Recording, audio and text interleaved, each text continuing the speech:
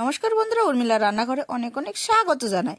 আর আপনাদের ভালোবাসা নিয়ে আজকে আমার রান্নাঘরে আমি দেখাবো সিম, আলু আর টমেটো দিয়ে মাছ দিয়ে একটা তরকারি রান্না করব। দারুণ একটা তরকারি, যা আপনারা খেলে হচ্ছে মুখে লেগে থাকার মতো। এটা হচ্ছে বাড়ির গাছের সিমটা দিয়েই আজকে রান্না করব। পেরে নিয়ে আসলাম, দেখুন কিভাবে রান্না করব। আপনারা পুরো ভিডিওটা দেখবেন। এইখানে নিয়ে নিয়েছি এই যে রুই মাছটা দিয়েই আমি আজকে রান্না করব। এটাকে ধুয়ে আমি পরিষ্কার পরিচ্ছন্ন করে নিয়েছি।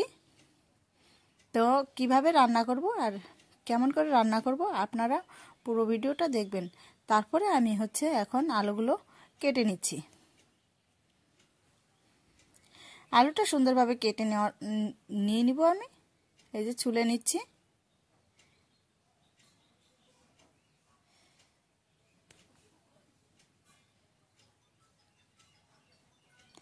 এইভাবে করে আমি কেটে নেব একটু লম্বা লম্বা করে। যেহেতু আলুটা ছোট আছে তার জন্য 4টা করেই ভালো হবে। এই যে এইভাবে করে আমি আলুগুলো কেটে নেব।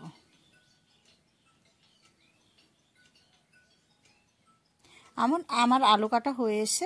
এখন আমি হচ্ছে সিম কাটবো।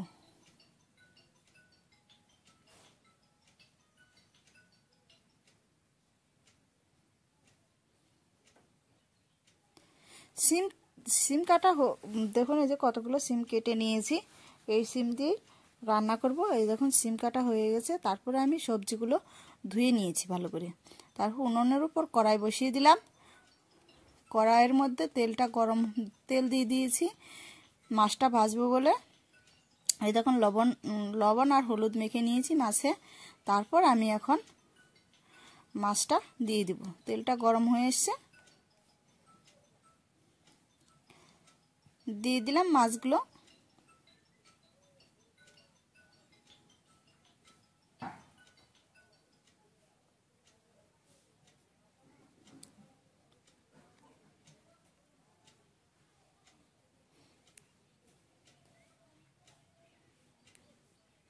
মাছটা সুন্দরভাবে একটু লাল লাল করে ভেজে নেব।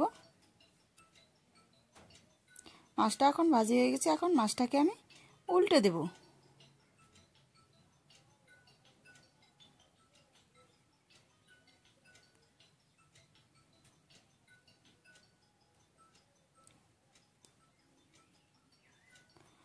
উল্টে দিচ্ছি। এবার মাছগুলো ভাজা হয়ে এসছে। এখন নামিয়ে নেব মাছগুলো। এই যে নামিয়ে নিচ্ছি।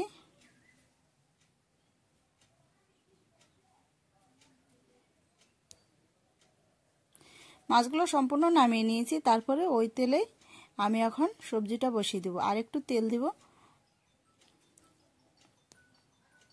তেল দেওয়ার পর আমি এখন ফোড়ন দিব হচ্ছে জিরে আর শুকনো লঙ্কা। তারপর দিয়ে দিব আমি হচ্ছে 2টা তেজপাতা। দিয়ে এখন আমি দিয়ে দিব ওই যে সবজিগুলো ধুয়ে নিয়ে এসেছি। সবজিগুলো দিয়ে দেব আলু আর সিম। অল্প আলু দিয়েছি, সিমটা একটু বেশি পরিমাণ দিয়েছি। দিয়ে এখন নেড়ে চেড়ে নেব।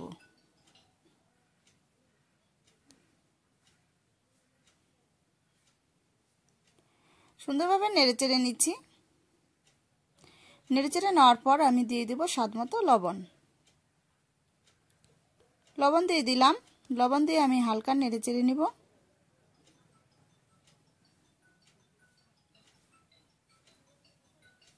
তারপর আমি দিয়ে দেব হলুদের গুঁড়ো।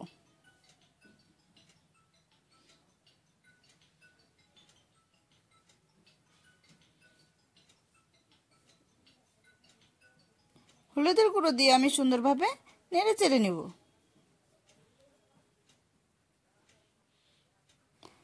তারপরে এখানে দিয়ে দিয়েছি হচ্ছে শুকনো লঙ্কা বাটা আর কয়েকটা কাঁচা লঙ্কা শুকনো খোলায় ভেজে নিয়েছিলাম।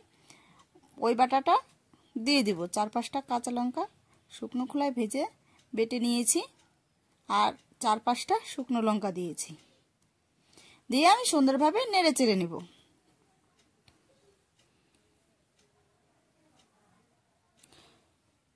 তারপরে এখন দিয়ে দেব আদা বাটা।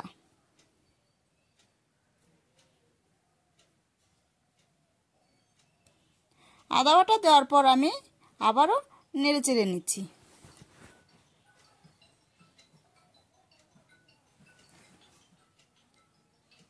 তারপরে এখানে দিয়ে দিব হচ্ছে এটা রাঁধুনি বাটা। আজকে রাঁধুনি দিয়েই রান্না করব।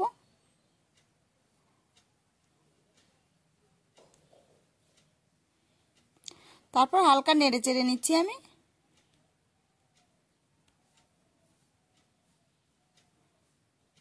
নেড়ে চেড়ে নেওয়ার পর এখন দিয়ে দেব আমি টমেটো। 2টা টমেটো দিয়েছি।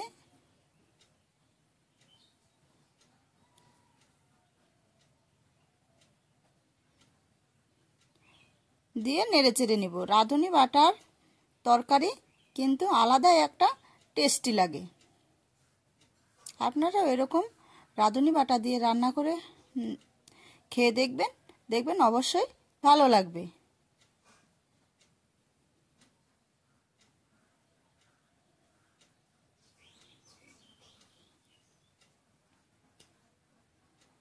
তারপরে আমি এখন দিয়ে সবজিগুলো কষানো হয়ে গেছে, এখন দিয়ে দিলাম জল।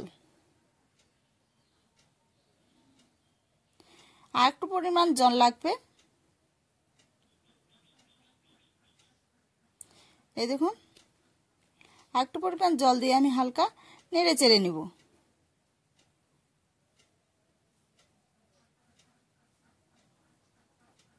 ঝোলটা আমার ফুটছে। প্রায় জলটা দেওয়ার পর আমি 10 থেকে 12 মিনিটের মতো ঝোলটাকে ফুটিয়ে নিব।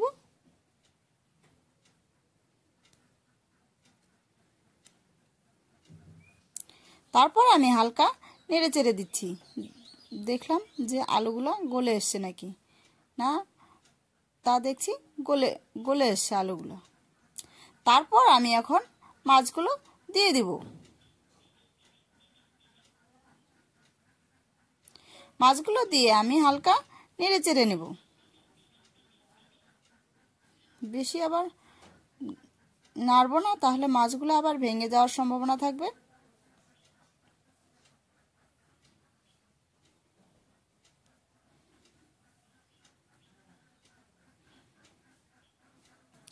তারপরে দেখুন আরেকটু হালকা নেড়ে চেড়ে নিচ্ছি মাছটা দিয়ে আমি। তারপর এখন আমি দিয়ে দেব ধনেপাতা। গাছের ধনেপাতা দেখে আর কাটার ইচ্ছা করলো না, লম্বা লম্বায় দিয়ে দিলাম।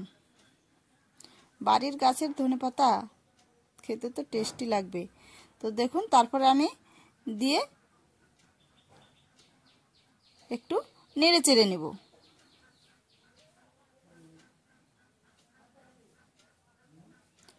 দিয়ে দিচ্ছি ধনেপাতা।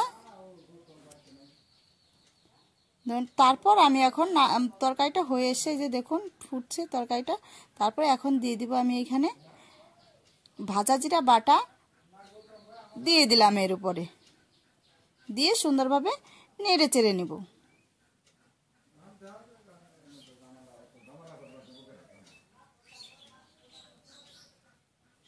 দিয়ে সুন্দরভাবে নেড়ে চেড়ে নিচ্ছি।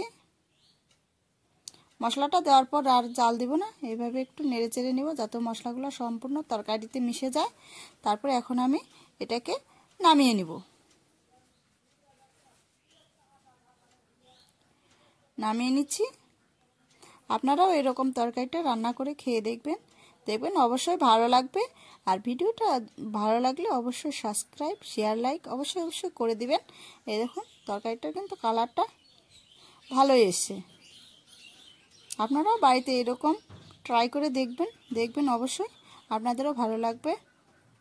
আর সম্পূর্ণ ভিডিওটা দেখার জন্য অনেক অনেক ধন্যবাদ। আমি কালকে আপনাদের কাছে অন্য ভিডিও একটা নিয়ে আসব।